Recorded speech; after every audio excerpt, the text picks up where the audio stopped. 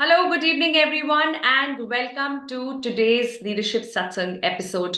A very special, exclusive episode on Olympic spirit because that is the fever we're all enjoying these days, and that's so in the air, it's so on everyone's mind that I thought it's important to see what we can learn from everything that we are watching, observing, and experiencing these days with Paris Olympics. So I'm just going to touch upon a few important aspects of what we see in the space of sports these days. And what is it that we as leaders need to learn from what is going on, from how we see people in action, and some of the things that have helped them to be successful?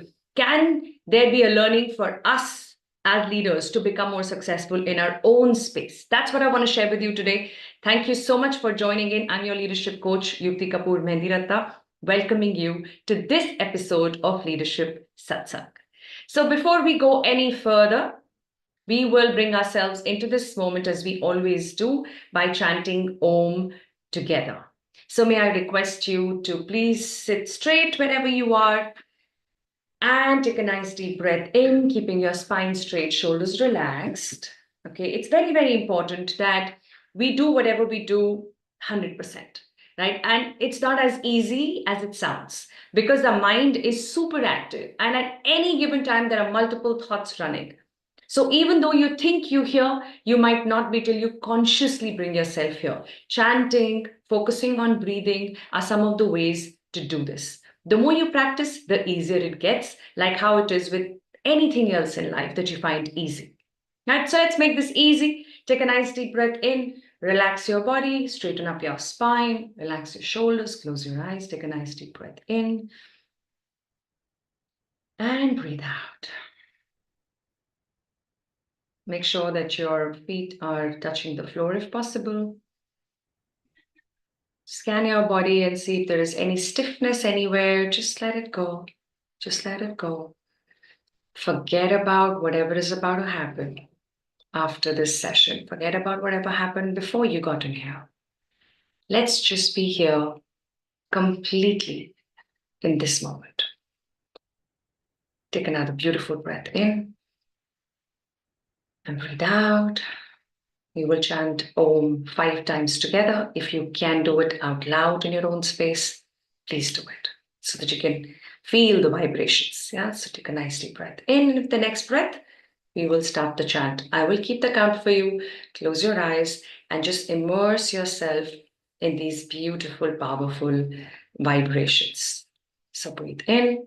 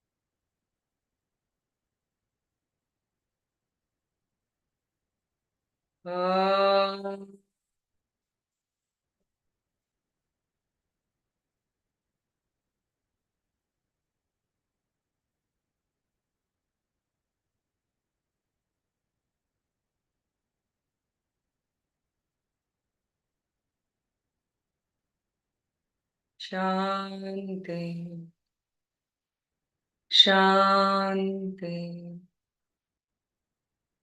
Shanti.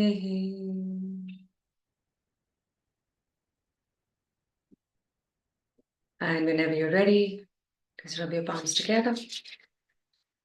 Till you can feel some warmth between them, and then gently place them on your eyes and face and ears and neck and shoulders, your entire body, and slowly come back.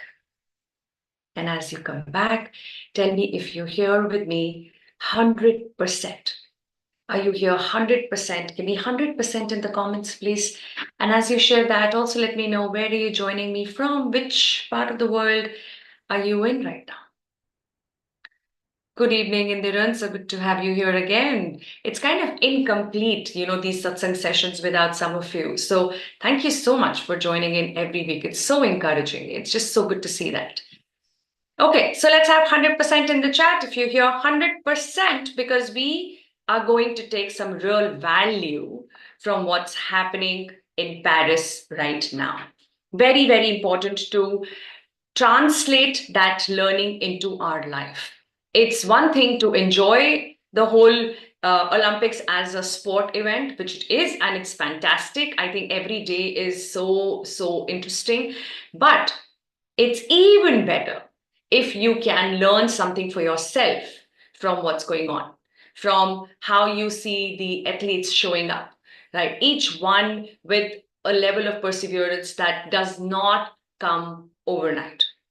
And so I thought it's very important that I take 1 week to talk about, like in this Olympic time period, to really talk about what we can learn from the perseverance that we see of all these athletes competing with each other, with 117 Indians out there. Right, that's the strength of our players right now in Paris, and we've already got 3 medals. So I'm not going to give you a tally of what's going on there, because I know you're on top of the results pretty much on real-time basis. But I will talk to you about not the 3 medals, but the 3 important learning that we can draw from this sporting event. What is it that I see, and what is it that I feel is very important to be communicated to my leaders? So that's what I want to share with you today. If that will be interesting for you to know and realize, then give me interesting in the comments. Let's warm up the comments a little bit and see if you're here with me 100%. Would it be interesting to see what is it that I can learn from what I see at this sporting event? Would it be interesting? Give me interesting in the comments, please. Let's make it very, very engaging, as we always do, very interactive, very engaging. And that happens when you answer my questions. That happens when you warm up the comment space. So please do that. Thank you so much. And with that, I have a question. Now, before we even get into what are we learning, etc., let me ask you a very simple question, and I need you to give me a very honest response to it. And the question is, have you ever experienced fear of failure? Give me FOF in the comments if you have. Fear of failure? Have you experienced fear of failure? FOF? You have? Have you ever experienced fear of failure? Yeah, Suman, have you? Indiran? Have you experienced it, Bhavna? Fear of failure? We all have this fear, isn't it? That what if I fail? What if this doesn't work out for me? How will I deal with that embarrassment? How will I deal with that humiliation? How will I come out of it? How will I overcome this entire experience of failing in something? And that is what keeps us small. I want us to have some real conversation today about failure. Leadership and all that jazz is fun. It's interesting. It sounds very good, but it all boils down to how honest we can be about our own assessment. And so let's do a very honest assessment today, okay? Do we experience fear of failure? If the answer is yes, give me FOF in the comments, because we do. And that is the reason why we keep ourselves small. Sometimes we don't allow ourselves to play big because we are not ready to fail at that bigger level, whatever you consider big to be in your life. And I want you to question exactly that. What is this big that you're so fearful of? What is this level that you cannot fail at? Let's understand that when you are in an environment where you feel the need to succeed, when you want to succeed, you will see that the environment is not as big as you consider it to be. What is the environment? 10 people in your team, you might fail in front of them, or 5 people in your family, or maybe 500 people in your organization who will get to know that you started a project and that fell flat. That's it. That is the universe that we are scared of, isn't it? That is the universe where we can't allow ourselves to fail. It is just those 30, 300, 3,000 people. But here is the thing. When we talk about leadership, when we talk about going up the career, going up the corporate ladder or business ladder, we are getting closer and closer to the spotlight that falls on a selected few. And who are these selected few? People who have the perseverance to keep going. And as they go along, there is no doubt about the fact that they will fail. In fact, they fail a lot more than those who don't have the courage, who don't show the perseverance to keep going. So here is the thing. As you go up the ladder, you will have to prepare yourselves to fail more, because when you're failing more, it's an evidence of the fact that you're trying that much more. You're trying those many times for you to fail. And with every failure, you're learning what not to do and what to do better. And you're trying again and again and again, and you're going up the ladder. And as you grow, your mistakes become that much bigger. They look that much bigger as well, because they have a wider impact on people who report into you, the hierarchy below you. Make sense? Right? So your failure was a very small mistake when you were an executive level person, like a beginner. But when you became an executive director, pretty much at the top of the pyramid, those mistakes become huge mistakes. They become blunders. And so we freeze even more. That becomes a bigger fear to deal with. And that's where performances start dipping. That's where risk appetite goes for a toss. And that is where we stop being creative. We stop doing things in a better way. We want to stick to the status quo. We want to be within the familiar. And that's the reason why every organization who has this right set of leaders with the right potential are not growing at the right pace. Because leaders at one point start feeling that they have too much to lose as an individual. And so what do? They cut their losses. They like to stay within the known, the familiar.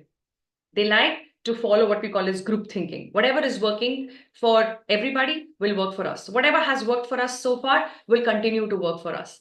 Does that happen? It does not. That's the reason why large organizations, and I'm not going to name because you know which companies I'm talking about, these are big companies that have fallen into crashes, that they don't exist anymore because there was no sense of innovation. They could not keep up with the time. Why? Because the leaders at the top were not ready to fail. Now, why am I talking about this when the context right now is Olympic spirit?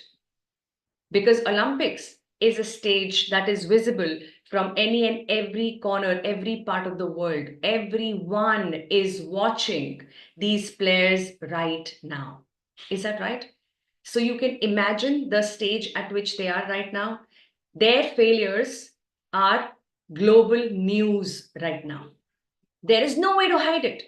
There is no way to underplay. There is no way to go back into your shell. There is no shell. You're not only out of your shell, you've broken your shell. There's no way to go back there. You know players, including a few Indian players, who did not do well in Tokyo and are still here in Paris to give it a shot once again. Manu Bhaker is one example, right? If they were back into their shell, they would not have been here again trying hard and harder this time. And every time you show up, you try harder. With you as a leader in your own space, how hard are you willing to try? How much are you willing to fail? It's a very important question, right? So forget about what's happening there and who's winning, who's got bronze, who's got silver. What's in it for you? What are you learning from what you watch? You are scared of failing in your small organization of 5,000 people. And here are these players playing in front of the entire world, knowing that they are exposed to criticism if they don't match up to the expectations. But they're not playing for your expectations or mine. They are playing for their country. They are driven by their focus, backed by their practice and the attitude of perseverance. How much of this comes into your day-to-day leadership practice?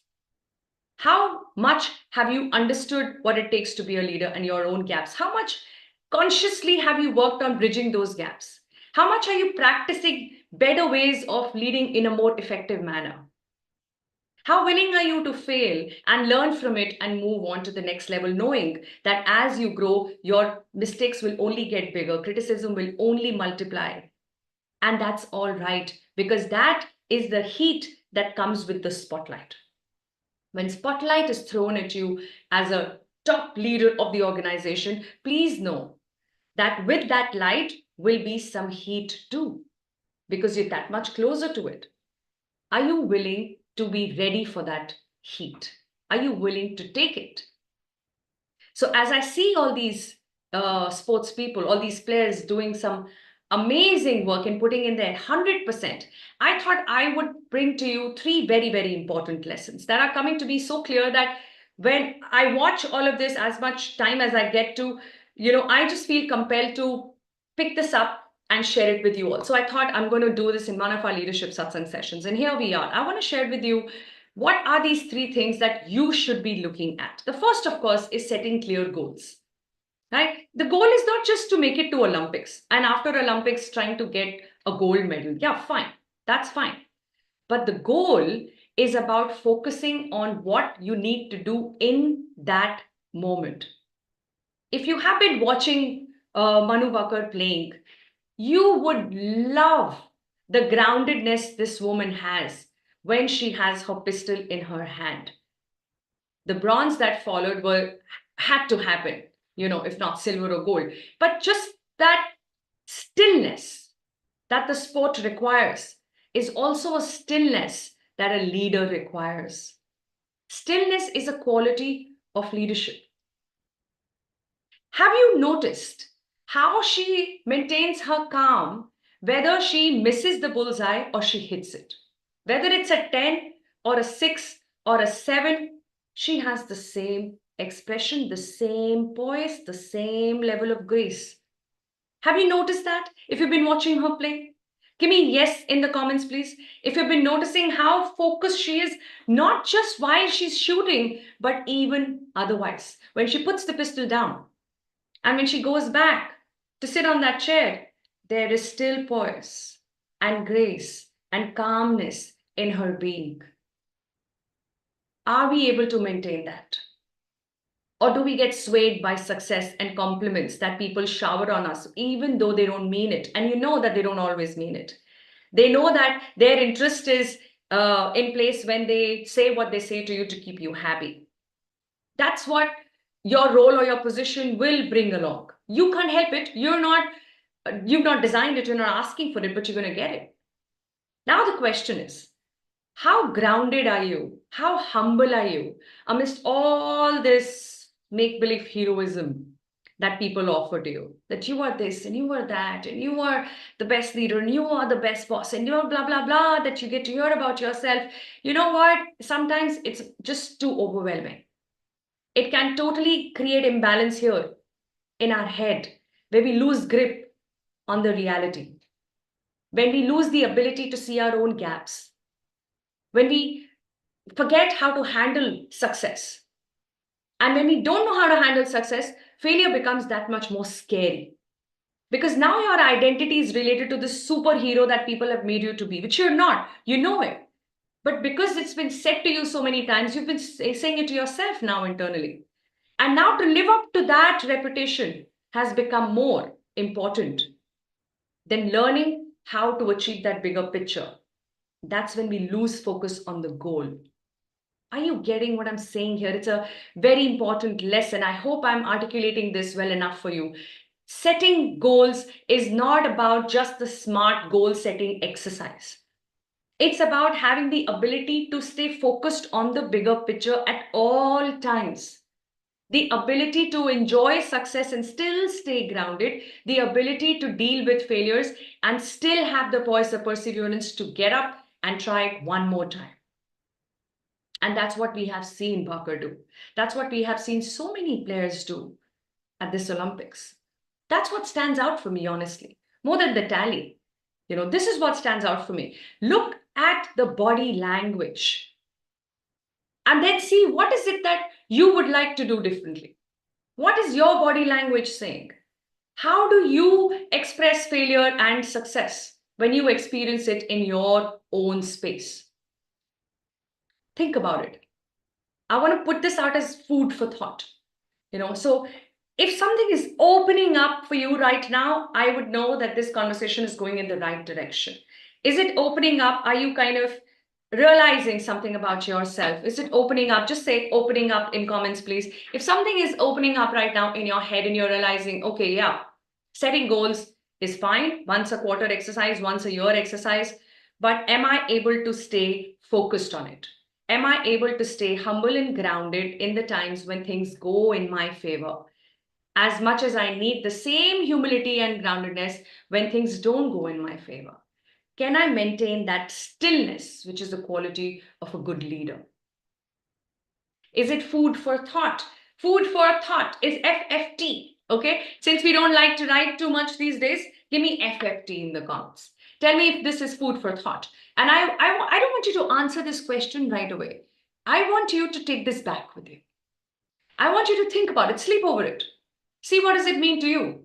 And that will be the real learning from what's happening at Olympics. And that's just the first lesson. The first thing that stood out for me. Every single time I see this 22-year-old, I am amazed with that poise, that stillness that she has, which is an ask, of course, of the sport that she chooses to play. But it's not as if that's the only time we need this quality in us. If we choose to be a leader, and it's a choice, it's a choice. Leadership role could have come to you, but being a leader, practicing that as a skill is your choice. And if you've made that choice, you need to ask yourself some very relevant and important questions. And one of them is, what is the level of stillness with which you conduct yourself? An important question to go back with.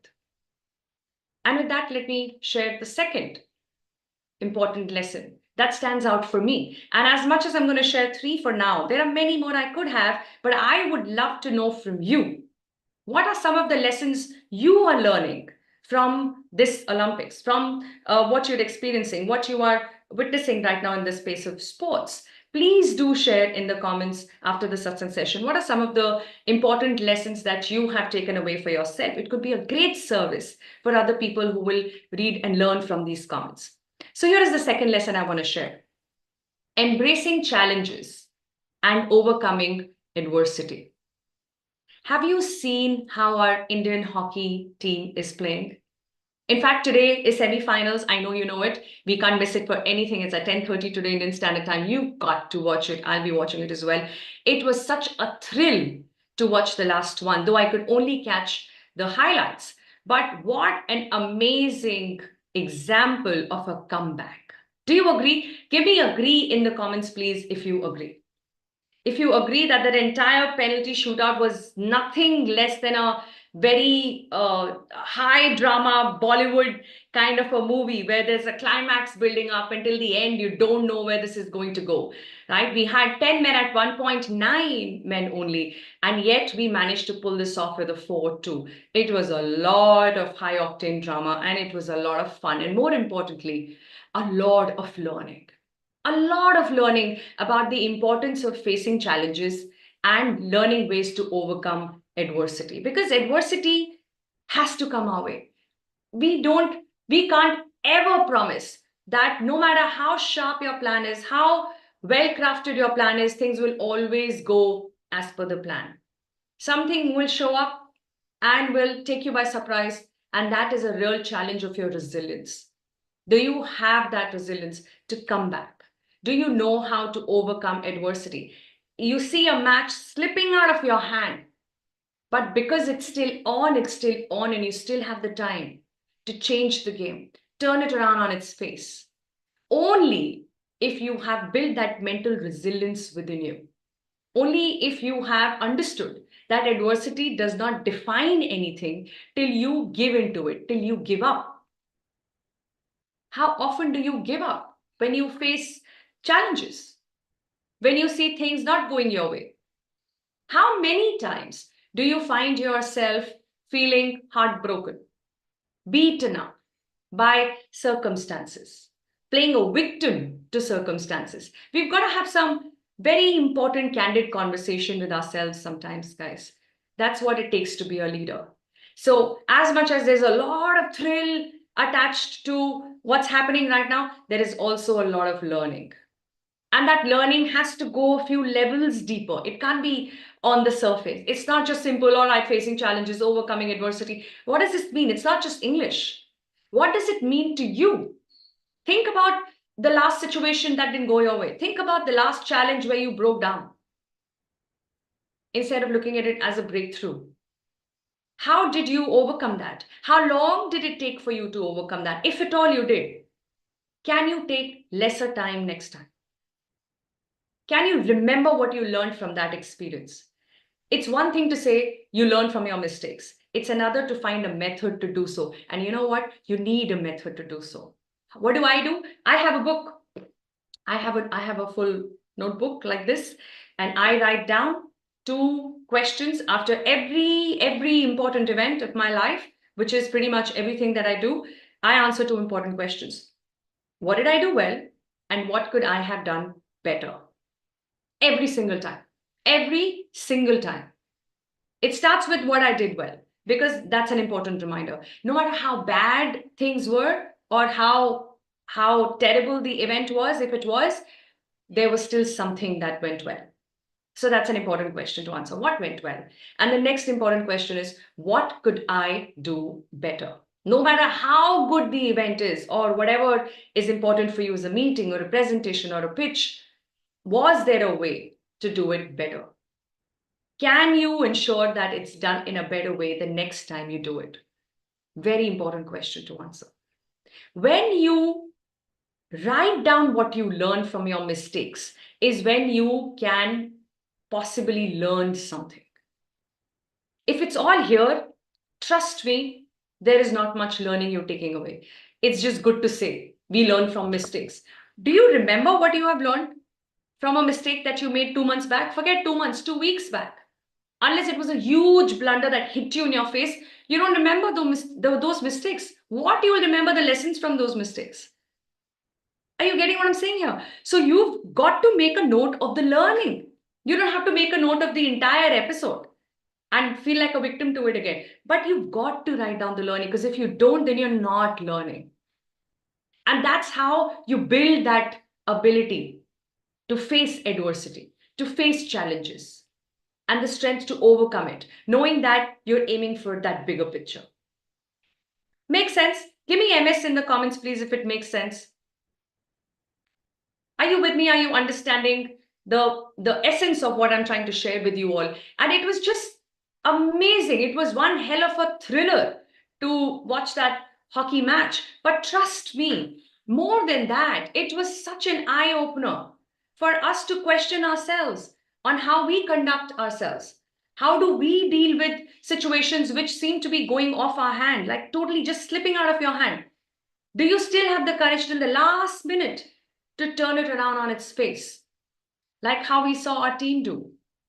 Yeah, so all the best to them for today's match against Germany. But again, more than the results, watch it for the lessons that you might take back from this experience. And with that, let me share with you the third lesson. And again, a request, please put your lessons, your leadership lessons that you have gathered, you have learned and realized, at least, from this sporting event that's happening right now, or even otherwise per se from the world of sports. Third is maintaining focus and mental toughness. And when we talk about mental toughness and maintaining focus, I think the best example that we've seen is the goal that Djokovic got in tennis recently. And he himself calls it his biggest victory, because this is the one that he got for his country. And more than that, it's a 37-year-old playing against a 21-year-old. It's Djokovic, who's recovering from a surgery, which happened, I think, just 2 months back, his meniscus surgery. And he's playing against somebody who's recently won Wimbledon and French Open. Now, listen, bring this into your life and see what this means to you. When you are up against competition, and today our competition is with people who are much younger to us, and that's true. Right? The average age of a CEO today is 35. That's true. Now, that's not just startup fraternity I'm talking about. I'm talking about the overall corporate landscape. So people who are probably at your level or maybe higher are not necessarily older as well. So that's the kind of competition we're talking about. How ready are you to deal with that competition? Or are you just busy making excuses? I am too old, technology is not my cup of thing, I don't have the time, they lack ethics and I don't, I am good here and they are not. There are always excuses for being the way we are. And then there are reasons for changing that for the better. What are you focusing on? What are you doing to build that mental toughness to deal with the world the way the world is today and not the way you want the world to be? Are you ready to be a part of this world? Because if you can't be a part of this world, you can't possibly contribute towards it. You can't. With your 25 years of experience and 45 years of age, it's not good enough. What is important is for you to build that toughness to say, I'm standing where I am right now with the intention to be better than yesterday. And I'm not just saying that, these are the 3 things I'm doing to ensure that I'm better than yesterday. This is how I'm consciously learning. This is how I'm upgrading. This is how I'm upskilling. This is how I'm collaborating.